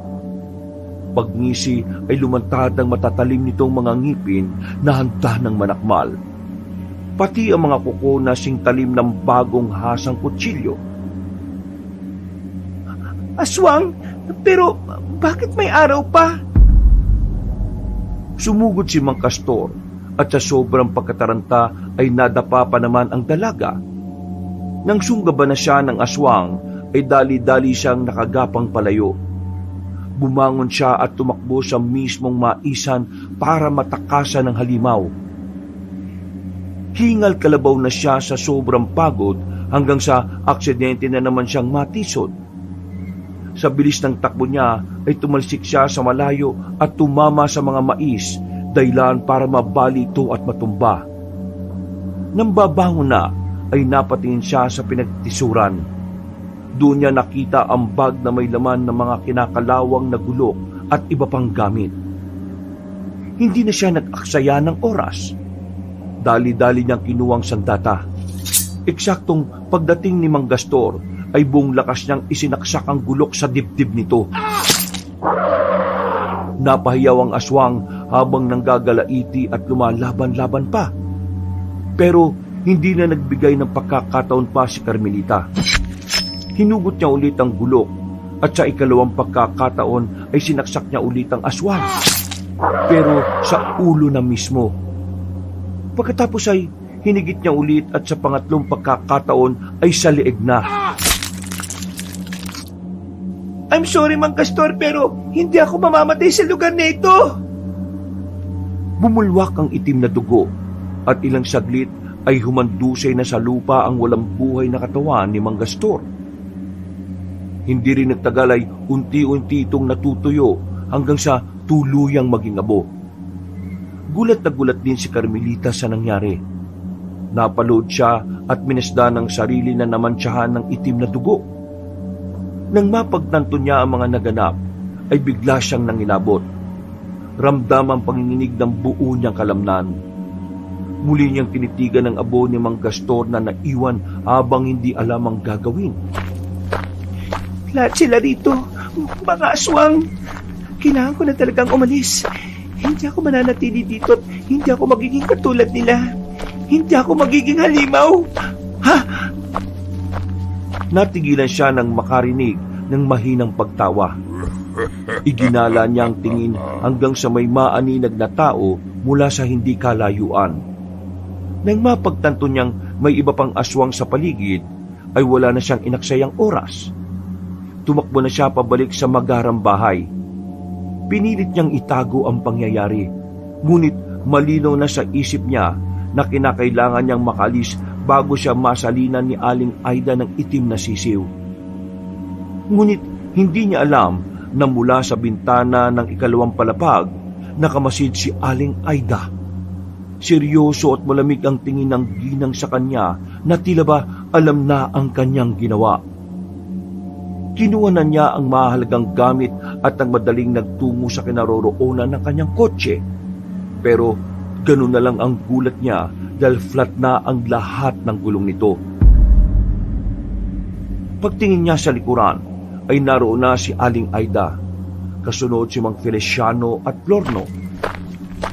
Sino gumawa nito sa gulong ng sasakyan ko? Hindi rin namin alam. Yan nga saan ang sasabihin namin sa iyo. Teka, anong nangyari sa iyo? Bakit may itim na mantsa ka? Tumigil na kayo sa pagpapanggap. Alam kong may kinalaman kayo sa pagkasira ng gulong ng kotse ko. Kahit sa pagkamatay ng lola ko. Alam ko na ang totoo dahil nabasa ko ang journal niya. Kuminahon ka, senyorita. Huwag kayo lalapit sa akin. Subukan nyo lang mga halimaw kayo dahil matutulad kayo sa pinatay kong aswang kanina. Dahil dito ay tinitigan lang siya ng ginang at pagkalaon ay saka sumenyas kay Mang Feliciano. Kagad lumapit ang hardinero, kaya sinubukang iwas-iwas ni Carmelita ang hawak na gulok. Madali lang siyang nahawakan sa kamay hanggang sa mabitiwan niya ang sandata. Nakipagpambuno pa ang dalaga pero mas malakas sa kanya ang hardinero. Sa huli ay binigyan siya ng malakas na suntok sa sikmura hanggang sa mawalan nga siya ng malay tao. Tahimik ang paligid pagsapit ng gabi. Ngunit sa likod ng katahimikang yon, ramdam ang bigat ng mga lihim na unti-unti nang nabubunyag. Nagising si Carmelita at naabutan ng sarili na nasa sikretong silid na nadiskubre niya noon. Naroon din sina Aling Aida at Mang Feliciano. Nang igala niyang tingin, ay nahagip na mga mata niya sa kabilang silid ang itim na sisiw na nakakulong. Pero mas nato ng atensyon niya sa mga kasambahay dahil naririnig niya siya ang pinag-uusapan ng mga ito. Kailangan na nating simulan ng ritual habang may oras pa tayo. Dapat malulunan niya ang may hiwagang itim na sisiw para mas maging makapangyarihan ang ating lahi. Pero hindi pa handa ang senyorita Carmelita. Nakita mo ba kung paano niya ginustong tumakas kanina? Kung hindi pa ako nakaisip ng mainam na paraan, baka nakakawala na siya sa atin. Matagal nang walang nilulukuban ng mahiwagang itim na sisiw at kapag tumagal pa, baka bumalik na ito sa ninunong kabunan. Pero gawin mo na, Aida. Makawalan niyo ako rito. Parang awa niyo na, Aling Aida. Huwag kang makinig sa taong yan. Parang awa mo na. Huwag mong isalin sa akin ng itim na sisiw, pakiusap. Ayaw ko maging isang aswang. Kung hindi mo gagawin, Aida, ako na ang gagawa. Hindi mo pwedeng gawin yan, Feliciano. Pwede. At gagawin ko. dahil naghihintay na ang mga kalahi natin sa labas. Kailangan na nila ng bagong mamumuno at magbibigay ng lakas sa kanila. Hindi mo ba naiisip na baka matulad lang siya kay Doña Camelia? Ang kailangang tumanggap ng itim na sisiw ay handang makipagkasundo sa kadiliman. Hindi nakinig si Mang Feliciano. Nagdire-diretso na siya sa kanyang silid para kunin ang mahiwagang itim na sisiw. Nagkakakawag naman si Carmelita at nagmamakaawa ng gusto kay Aling Aida hanggang sa tila mahabag ang mayordoma. Dali-dali niya kinalaga ng dalaga at nang matapos ay eksakto naman na nakabalik na si Mang Feliciano. Dahil dito ay naggalit ang hardinero at napaangil. Wala na ring napagpilian ng mayordoma kundi ang umaksyon ng alam niyang tama at nararapat. Binundol niya ang lalaki at pareho silang natumba sa sahig. Ang kulungan naman ng mahiwagang itim na sisiw ay nahulog din sa sahig at napunta sa isang sulok. Narinig pa nila ang pag-unga nito na nagbigay ng kilabot sa presensya ni Carmelita. Bago na dyan, senyorita! Takbo na't bilisan mo! Traidor ka! Traidor ka, Aida! Bakit mo siya pinatakas? Hindi ako traitor, Feliciano. Alam ko ang ginagawa ko at itong alam kong tama. Nagising na ako sa katotohanan. Habang nagpapambuno ang dalawa, ay sinamantala ito ni Carmelita. Tumakbo siya palabas sa silid na yon hanggang sa tumago siya sa storage room. Pag-akyat palabas ng kusina ay dumiretso siya sa dirty kitchen para kumuha ng kutsilyo. Eksakto rin na nakita niya ang mga gamit niya sa lamisita.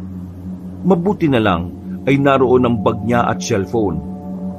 Kinuha niya rin ito at nagtangka ng lumabas ng magarang bahay. Subalit bigla siyang inarang ni Lorno na nakangiti lang sa kanya. Saan ka pupunta, ate? At saka bakit may tali ang mga kamay at paa mo? Nabalitaan ko kay Lola Aida na ngayon isasalin sa iyo yung mahiwagang itim na sisiw eh. Pero mukhang tinatakasan mo sila. Tumabi ka, Lorno. Padaanin mo ako. Matagal ko nang gustong gawin to. Kaso pinipigilan ako nila Lola at Mang Fili. Siguro hindi naman sila magagalit kung titikman lang kita bago kayo balik sa kanila at nang masali na sa iyong mahiwagang itim na sisiw. Matagal ko na rin gustong gawin sa iyo to. Sutil na bata ka. Alam ko naman na ikaw talaga yung aswang na yun eh. Etong sayong kago ka! Walang pag-aalinlangan na winasiwas ni Carmelita ang matalim na kutsilyo. Napatras ang batang lalaki pero natamaan pa rin siya sa mukha. Nang tumagas ang itim na dugo, napahiyaw si Lorno at kitang-kita ang galit sa kanyang mga mata. Pero hindi pa tumigil ang dalaga. Buong lakas niyang sinipa sa mukha ang batang aswang. Tumalsik ito at tumama ang ulo sa pader bago humantusay sa sahig. Hindi naman ito namatay pero nawalan lang ng malay.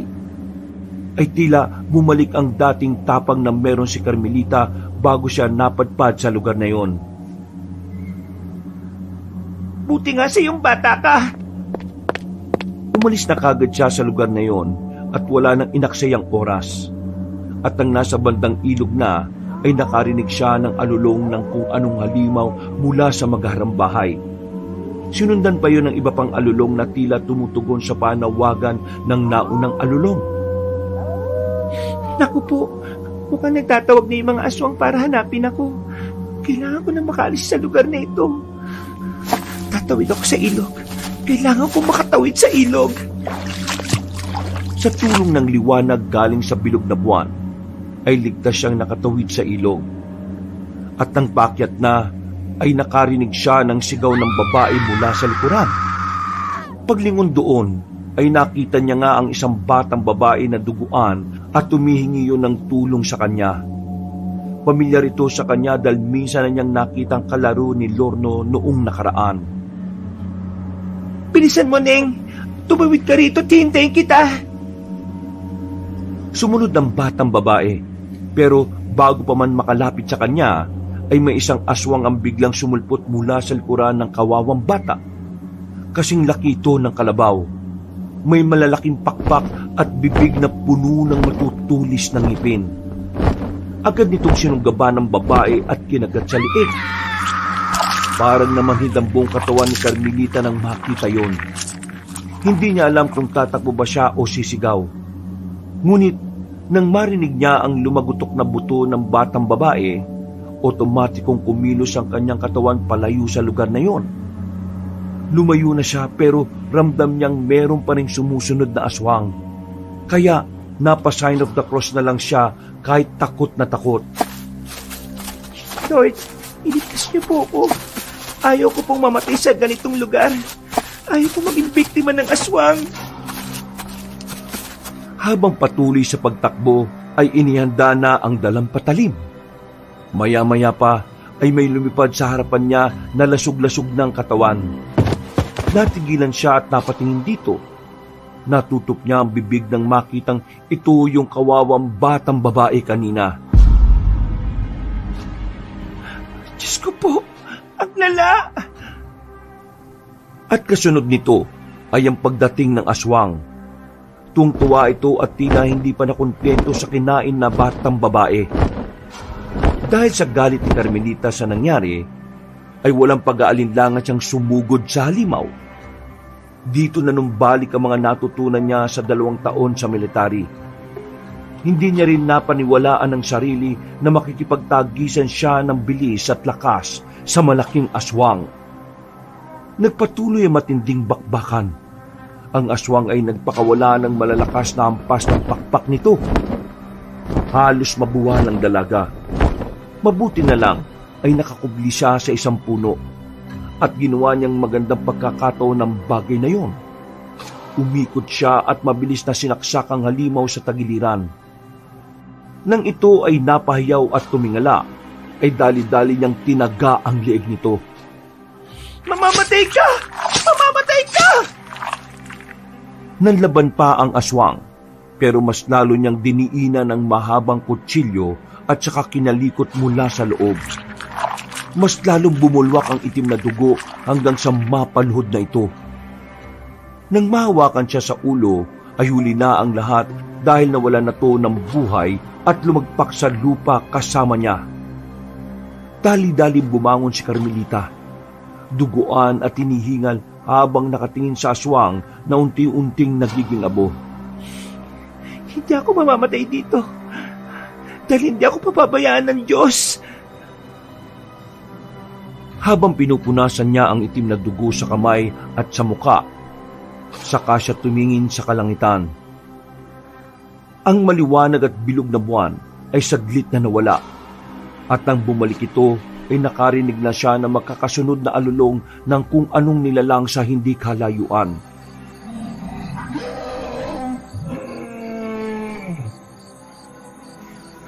Diyos ko po, halos lahat yata ng mga naroon ay aswang na rin. Kailangan ko na magmadaling makahanap ng ligtas na lugar. Anong gagawin ko? Saan ako pupunta?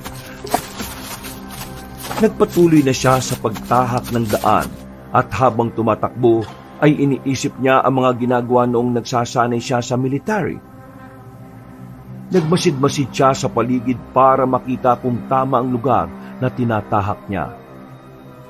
Nang makaramdam ng pagod ay saglit siyang tumigil at sumandal sa gilid ng mayabong na puno. Ilang beses siyang huminga ng malalim para mapakalma ang sarili at makapag-isip ng tama. Nang makaramdam na ng kaunting kaginhawaan, ay tumakbo na siya ulit. Malapit na ako sa ligtas na lugar. Kaunting tiis na lang. Mararating ko na ang kalsada. Pagdating doon ay papara ako ng sasakyan na dadaan. Siguradong may tutulong sa akin. Hindi ako susuko. Hindi ako susuko. Uuwi ako sa amin at hindi ako magiging aswang katulad ng mga gusto mangyari nila. Napuno siya ng determinasyon, subalit naputol ito nang mula sa likuran ay bigla siyang sinunggaban ni Lorno. Nasaan yung aswang na ang batang lalaki at kitang-kita ang galit sa mukha nito. Nagpagulong-gulong sila at dahilan na rin kaya nabitiwan niya ang sandatang hawak. Mabuti na lang din at nabundo sila sa isang puno kaya nakabitiw sa pagkakakapit sa kanya ang batang lalaking aswang.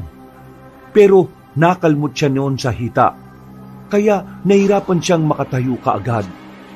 Kumapit lang siya sa gilid ng puno at nang mapalingon kay Lorno ay ganun na lang ang pagkabigla niya. Tingnan mo ang ginawa mo sa mukha ko, Ate Carmelita. Wala akong paki sa nararamdaman mo, aswang ka. Salbahay ka. Dahil dyan papatayin kita. Papatayin kita at pagpipira-pirasuin ko ang katawan mo. Bibiyakin ko ang katawan mo at kakainin ko ang lahat ng laman loob mo. Dudukutin ko rin ang mga mata mo at tigitin ang dila mo. Ah! Napatras ang batang aswang dahil tinamaan siya ng malaking bato sa ulo na hinagis ni Carmelita. Tumagas na naman ang itim na dugo kaya mas lalo siyang nagalit. Wala na rin sinayang na oras ang dalaga. Mabuti na lang ay nakita niya kagad ang kutsilyo dahil sa kinang nito. Kinuha niya yon habang nagtatantrum pa ang batang aswang. Umanda ka sa akin! Papatayin kita, ate! Uunahan na kitang pangit kang aswang ka! Muling binato ni Carmelita ang aswang. Makakasunod at di niya hinayaang makaporma ito. Galit na galit naman yon kaya mas lalong naging agresibo. Nagtago siya sa gilid at muling bumato. Pagkatapos ay saka niya sinalakay ang halimaw. Sinaksak niya ito sa tagiliran at sapul na sapul yun. Sinundan niya pa ang pagsipa. At muli na namang tumama ang ulo sa gilid ng puno at nawala ng malay. Tutuluyan na sana ng dalaga ang batang lalaking aswang pero naawa pa siya rito kaya tumakbo na lang siya papalayo. Hanggang sa may makita siyang maliit na bahay. Nakabukas ito at halatang walang tao kaya dali-dali siyang pumasok sa loob. Nagganap ng mapagtataguan at doon muna nagpahinga. Mabigat ang katahimikan ng gabi at ang mga kuliglig sa paligid ay tila ba nag-aanyaya ng panganib. Habang nagpapahinga ay alerto ang dalaga. Maigpit ang pagkakahawak sa kutsilyo upang kung may muling sumalakay ay mabilis siyang makakapalag. Maya-maya pa nga ay narinig na niya ang unti-unting paggalaw ng bubong ng tinataguang bahay. May aswang na naglalakad dito at sa bawat yabag ay may kasamang langit-ngit ng kahoy. May nakasunod na naman sa akin. Hindi pa ba matatapos ang gabing ito? Isang malakas na beses na saksak sa iba't iba ay sumalubong na naman sa kanya si Loa Angin. Napatras naman si Carmelita hanggang sa siya ay makorner sa dingding. Ramdam niya ang malamig na pawis na bumubukal sa kanyang noo. Ngunit sa halip na sumuko, ay pinunasan niya ang dugo sa braso at hinigpitan ng kapit sa kutsilyo. Handa ka na bang mamatay, ate? Pasensya na pero hindi pa. Pagsisisihan mo dahil binuhay mo pa ako. Huwag ka mag-alala dahil wala nang pangatlo para sa'yo. Ubus na ang swerte mo. Tila nainsulto ang batang aswang kaya sumugod ka agad ito. Kumpara sa mga nauna nilang pagharap, ay mas mabilis ngayon si Lorno. Halos hindi makaiwas ang dalaga. Nakailang ulit ay sumama ang bilog na mata kaya mas lalong naghumiyaw sa sakit ang aswang. Winatsiwas pa ni Carmelita ang kutsilyo kaya tumalsik sa sahig ang nasabing eyeball. Pag-atras ni Lorno ay natapakan niya ito at nadulas siya at natumba. Nagwawala na naman siya na parang batang inagawa ng lollipop. At sinamantala na nga ng dalaga ang pagkakataon. Hindi na siya nag-alinlangan pa. Nang makita niya ang lumang kalaykay sa gilid ng pinto, ay kinuha niya yon. Pagkatapos ay walang pag-aalinlangan niyang hinampas sa mukha ng aswang ang talim ng nasabing bagay. Nangisay-ngisay ang batang aswang at sa isang iglap, habang tumatagas ang itim na dugo sa sahig, ay unti-unti na pero nakaramdam siya ng pagkahilo. Dahil dito ay napaupo siya at napasandal sa dingding. Sa kanya lang din napagtanto na tila marami na ang nasayang ng dugo sa kanya. Pumikit siya at napabuntong hininga. Pinakiramdaman niya ang kalamnan na nanginginig na dahil sa dami ng dinanas na hirap. Hindi ka pwedeng manghina, Carmelita. Kaunti na lang, please. Kaya mo to. Pumikit muna siya at saglit na ipinahinga ang sarili. Nang medyo maayos na ang pakiramdam niya, ay pinagtatatalian niya ang mga natamong tama. Paraan ito para mapigilan ng pagtagas ng dugo upang hindi siya manghina. Tinahakdan niya ang masukal na daan hanggang sa marinig na naman niya ang nakakakilabot na alulong ng mga aswang. Bawat takbang ni Carmelita ay maingat. Nagtuloy-tuloy lang siya hanggang sa maaninag na niya ang kalsada. Nakahinga ng maluwagang dalaga at halos gusto niyang maiyak pero kinontrol niya ang emosyon. Alam kasi niyang walang panahon ngayon para maging senti-senti. Ngunit nang palabas na siya sa kakahuyan, ay nakita niyang may nakaupo sa dulo ng batuhan. Inakala pa nga niya nung una na guni-guni lang ang nakikita. Pero biglang gumalaw at tumayo. Eksaktong paglitaw ng nagtatagong buwan ay sa kanya malinaw na nakita ang nilalang. Si Mang Feliciano. Nanlilisik ang mga mata ng Ginoo. Puno ng dugo ang bibig at nakabitin pa ang malitang piraso ng laman na parang mula sa hayop o tao. Paano ka nakarating kagad dito? Anong klaseng tanong yan? Akala mo ba talaga makakatakas ka sa lugar na ito? Senyorita, hindi mo pwedeng takasan ang kapalaran mo. Tumigil ka! Hindi ka ang magdidikta sa buhay ko! Ikaw ang tumigil, babaeng suwail. Sa ayaw at sa gusto mo, ikaw ang magmamana ng mahiwagang itim na sisiw. Ang sumpa na una nang naipasa sa ninuno mo hanggang kay Doña Camelia. At ngayon, sa'yo naman. Mamamatay muna ako bago niyo gawin yan. Hindi ko papayagan yon dahil ikaw na lang ang huling lahi ng angkan nyo. Kapag namatay ka, tuluyan ang babalik ang mahiwagang itim na sisiw sa ninunong gabunan at manghihina na kami mga nasasakupan nyo. Unti-unti kaming mamamatay at hindi ako papayag na mangyari yon. Kailangan manatili ang legasiya ng ating lahi, senyorita. Ganun ba? Kung ganun, tama na lang na mamatay na talaga ako. Walang takot ay tinutok ni Carmelita ang kutsilyo sa kanyang dibdib. Kitang-kita ang determinasyon sa kanyang mga mata, kaya kinabahan din ng hardinerong aswang. Nang magpapatiwakal na ang dalaga, nagulat siya dahil merong pumigil. Hindi si Mang Feliciano, kundi si Aling Aida. May pitang kapitang ginang sa braso ni Carmelita. Hindi na ito ang mabait at mapag-arugang mayordoma na nakasanayan niya, kundi nasa anyo na ng isang aswang. Pero kahit gano'n ang anyo, ay nakilala pa rin siya ng dalaga. Aling Aida? Hindi kita papayagang paslangin mo ang sarili mo, senyorita. Pabayaan mo ako. Mas gugustuhin ko na itong maging Mas gugustuhin ko na ito kaysa maging kauri ninyo. Hindi ako magpapasakop sa pagiging aswang. Hindi ako kailanman titikim ng kahit anong sariwang karne o dugo ng tao. Kung mangyayari yon, mas mabuting mauna na akong mamatay ngayon. Hindi ko rin hahayaang mamatay ka. Ha? Ang ibig sabihin, umalis ka na sa lugar na ito, senyorita.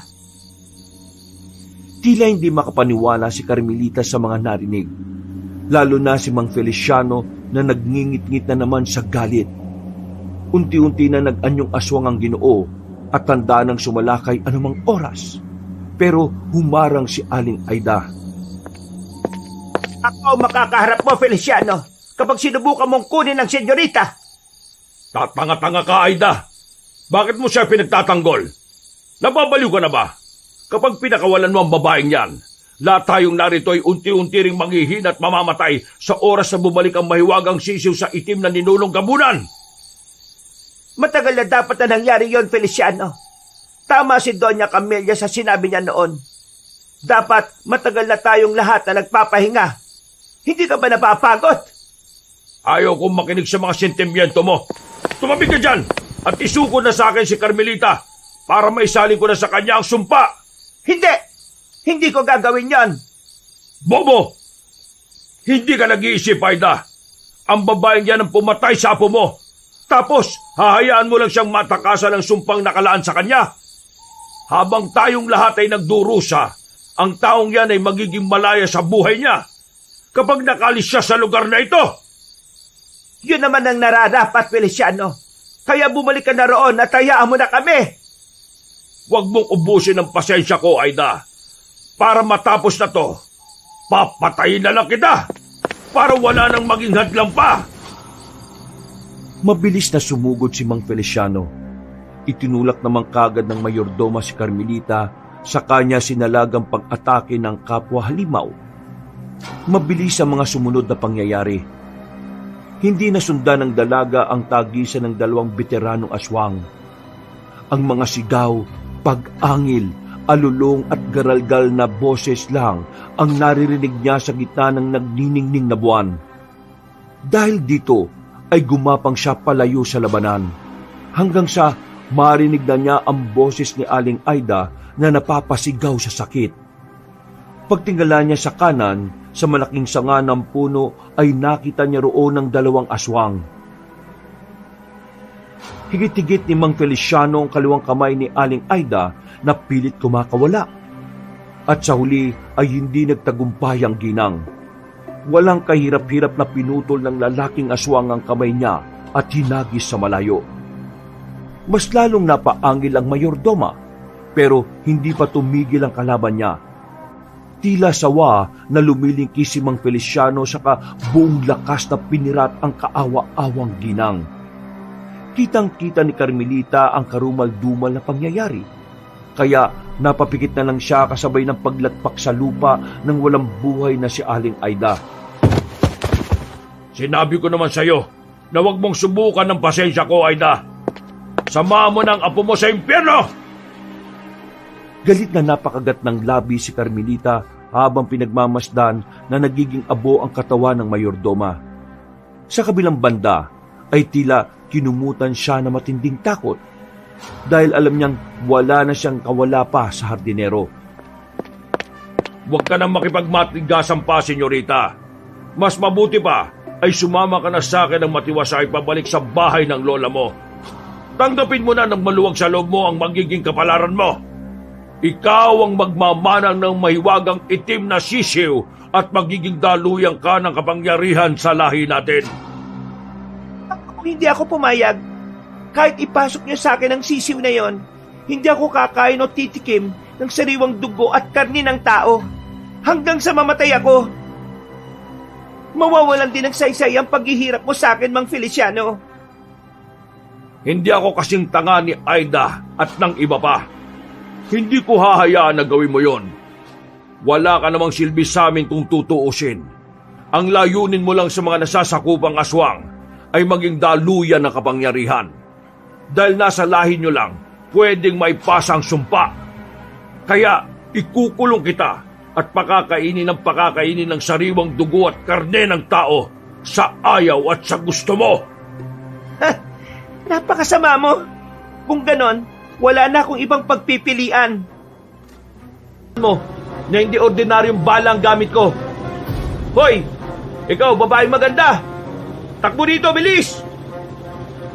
Hindi na nag-aksaya pa ng oras si Carmelita. Tumakbo kagad siya palapit kay Alvin at umangkas sa likod. Nang maalala niya kung sino ang binatilyong yon, ay napakunot siya ng noo. Sabi ko naman kasi sa'yo bumalik ka na sa Maynila. Delikado sa lugar na ito Sino ka? Paano niyo ako nahanap? Ako si Alvin at yung kapatid kong Bonjing, si Patrimonyo. Lilinawin ko lang na hindi ikaw yung nahanap namin kundi yung mga ungol ng aswang Manunugis kami ng kapatid kong si Patrimonyo at matagal na kami nagmamatsyag sa lugar na ito. Marami kasing nakapagsabi na naglipa na ang mga aswang dito Ano, Kuis? Kwentuhan na lang tayo dyan. Parang wala tayong tinatakbo ang aswang Para kayong nasa teledrama Napangiti na lang si Alvin at pagkatapos ay muling bumaling kay Mang Feliciano na nagngingit-ngit na naman sa galit. Pinihit niya ng malakas ang manibela ng motor hanggang sa umalingaw-ngawang ingay nito. Pagkatapos ay saka sila nagpaharurot ng takbo. Sige, aswang! Subukan mo lang sumunod at talagang may paglalagyan kayo sa amin! Nang makalayo na sila, ay umungol at umululong ng malakas si Mang Feliciano. Nagtawag kasi siya ng iba pang aswang para mahabol si Carmelita. At hindi na nga nagtagal at nagsulputan mula sa madidilim na sulok ng kakahuyan ang mga iba pang aswang. Ang karamihan sa kanila ay mga bagong yanggaw na trabahador, habang ang iba ay matatagal na ring aswang katulad ni Mang Feliciano. Samantala, habang tinatahak ni na Alvin, Patrimonio at Carmelita ang daan, ay naririnig na nga nila sa likuran ang nakakakilabot na ungol ng mga aswang. Babae, yumakap ka nga sa akin dahil mas bibilisan ko pa ang pagmamaneho. May pangalan ako. Ako si Carmelita. At saka, kaskasero ka pala talaga no? Kaya ka malapit sa aksidente. Aba, tanda mo pa pala yun. Ang tagal na nun Hindi ko makakalimutan yung mga ganong klase ng pangyayari. Mas di mo makakalimutan ang pangyayaring to dahil ito ang gabi na niligtas kita. Guys, tama na muna ang lambingan. Nandiyan na sila. Pagsilip ni Alvin sa side mirror, ay nasipat nga niya ang ilang aswang na parang kabayo kung tumakbo. May isa na biglang sumulpot sa isang gilid, pero walang kahirap-hirap lang yon na binaril ng binata. Natulala si Carmelita dahil sa husay ni Alvin sa pag-asinta sa kalaban. Kitang-kita niya rin na biglang natunaw na parang asido ang aswang na natamaan ng baril. Ibang-iba to sa nangyari nang makapatay siya, na dahan-dahang nagiging abo. Bakit sila natutunaw? May espesyal na sangkapambala na ginagamit namin. Disenyo para pangontra sa mga aswang. Kaya kapag tinamaan sila, natutunaw kagad sila at wala nang natitira. Totoong mga manunugis kayo? Oo. Naalala mo nung unang pagkikita natin? Di ba nagtanong ka sa akin kung bakit ako napatingin sa gubat? Naramdaman ko kasi na may mga nakamasid sa atin. Pero nagtataka ako dahil hindi ka nila sinasalakay. Ngayon ko lang napagtanto na meron silang pakay sa'yo. Ikaw pala yung apo ni Doña Camelia. Kilala mo lola ko? Oo. Inabiling ka niya sa amin sa totoo lang. Nakausap namin siya ng personal pero palihim. Humiling nga siya na kapag napadpad ka sa lugar na to, sagipin ka raw namin laban sa mga aswang. Dinitali niya ang lahat, kaya sumang-ayon kami ng kapatid ko. Pasensya ka na rin dahil ngayon ko lang na-realize na ikaw pala yung apo na yon. Kung alam ko lang nung unang pagkikita pa lang natin, binigilan na kagad kita Nagbabala ka naman sa akin nung gabing yon. At alam mo ba na hindi yun naalis sa isip ko? Piling ko nga yun ang simula, kaya ako na-curious hanggang nalaman ko ang totoo. Kaya ako tumakas at nangyari na ang mga ito. Talaga? Parang kinilig naman ako ron. Parang feeling ko tuloy iniisip mo ako palagi. Hoy, lambingan pa rin, boys. Ang dami nang sumusunod sa atin, Tingin sa likod at gilid mo. Kamunti ka ng masemplang sina Alvin at Carmelita. Mabuti na lang ay nabaril kagad ng morenong binata ang sumulpot na aswang. Pagkatapos ay nagkatinginan ng magkapatid at parehong napatango sa isa't isa. Tila nagkasundo sila sa iisang layunin. Minaniobra nila ang motor at saka mabilis na huminto. Umalingaw-ngawang tunog ng gulong nila na parang nakikipagsabayan din sa ungol ng mga aswang. Bakit kayo minto? Mahirap kasi makipagbarilan kapag umaandar Ayaw ko namang masemplang na may angkas na magandang babae. Sus, ng bola pa. Ayan na sila, boys. Ready na. Okay, tol. Carmelita, magtago ka lang sa likod ko at magtakip ng tenga. Medyo magiging maingay tayo. Sumunod nga ang dalaga at pagkatapos ay nakita na nila ang higit 10 aswang na sumalakay. Hindi nag-alinlangan ng magkapatid na magpaputok ng kanilang baril. Wala silang inaksayang bala. Lahat ay sapul. Kundi sa dibdib o puso, sa noo tumatama ang lahat ng bala hanggang sa maubos sa mga yon.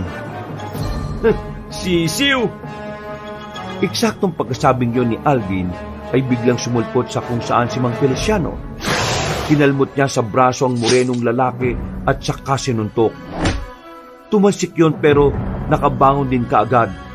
Kaya nga lang ay mahuhuli na siyang masakip si Carmelita. Sinungguban na ng Ginoo ang dalaga, ngunit bago pa yung madakip ay to the rescue si Patrimonio. Tinaga niya ang kamay ng aswang dahilan para bumulwak ang masaganang itim na dugo. Napatras Ang sakit kaya nun? Umismid lang si Patrimonio sa kanila muling hinarap ang nagngangalit na aswang. Ang lalakas ng loob niyo, mga animal kayo. Akala niyo makakatakas kayo sa akin.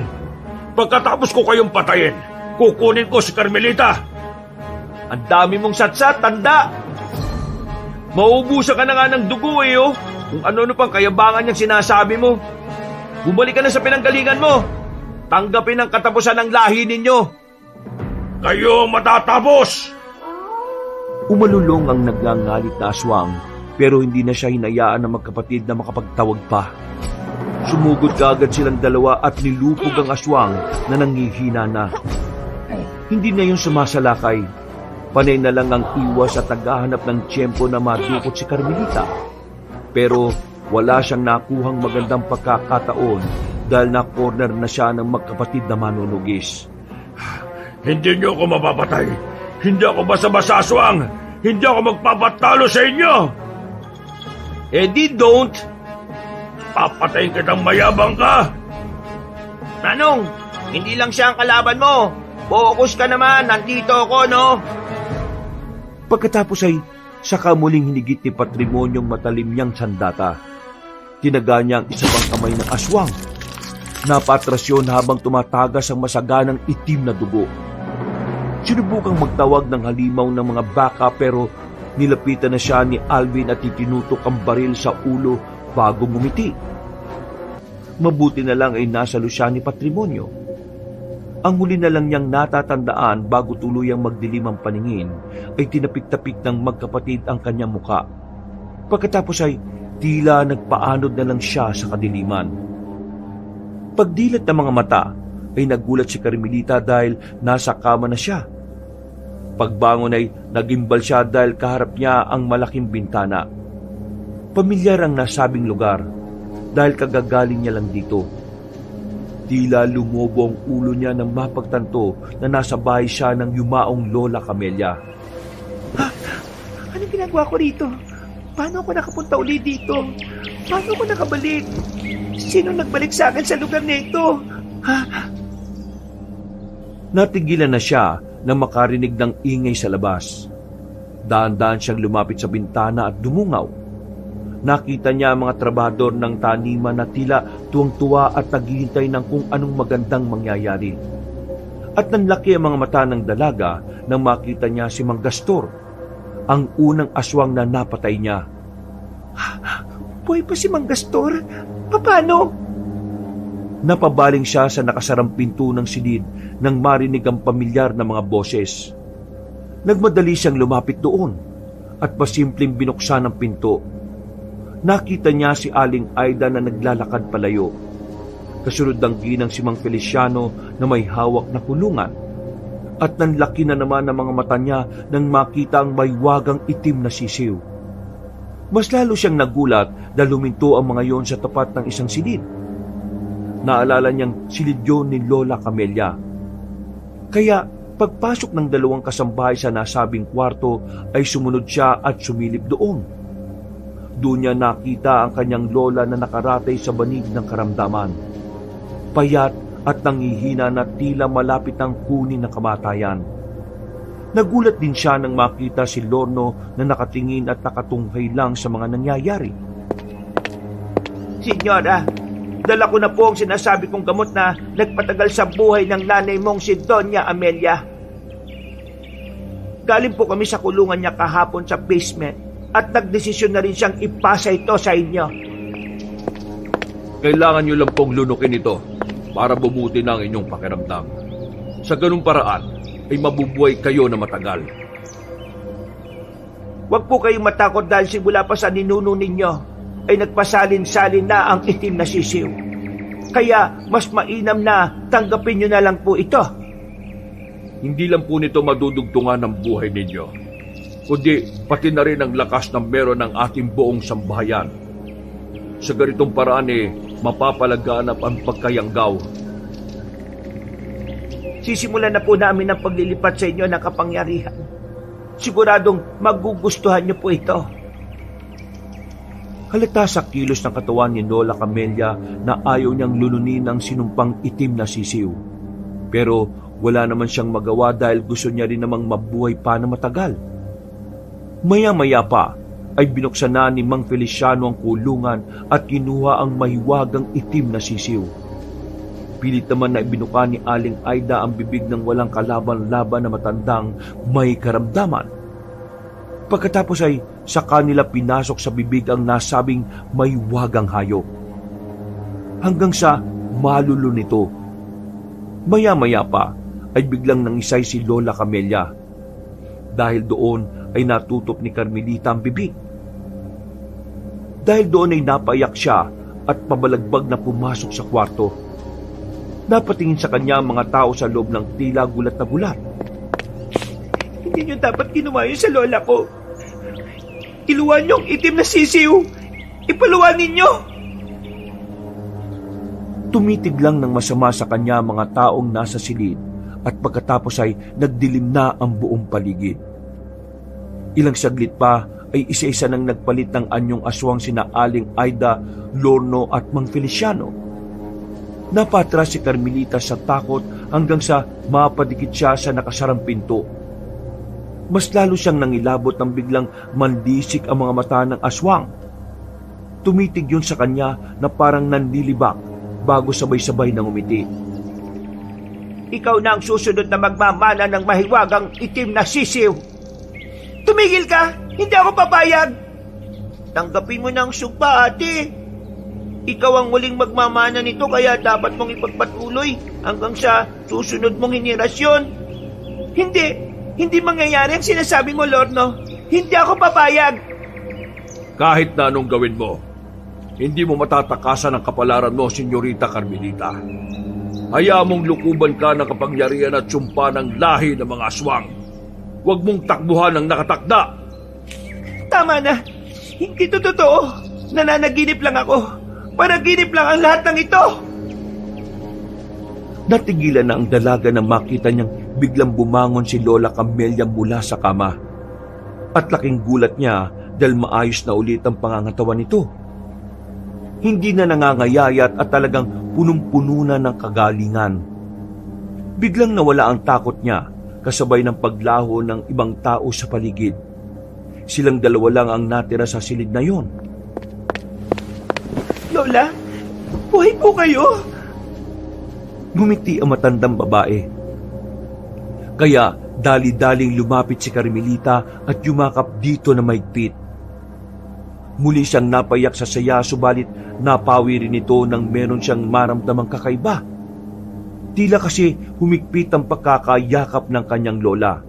Kaya pinilit niyang magpumiglas.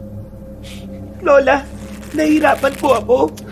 Hindi po ako makahinga. Pero hindi siya pinakinggan ng matandang babae. Kaya naman nagpumiglas na siya hanggang sa makakawala mula sa mahigpit na pagkakayapos. Napatras siya at nang muling mapalingon kay Lola Camelia ay natakot siya dahil anyong aswang na ito. Walang ano-ano ay bigla siyang sinunggaban na matanda hanggang sa mapabalikwas siya ng bangon at mapasigaw. Natauhan lang siya nang makita sina Alvin at Patrimonio na tila nagulat din. Okay ka lang, Carmelita? Hindi kaagad nakapagsalita ang dalaga. Napayak lang siya dahil sa takot pero natigilan din kaagad matapos maramdaman ng mainit na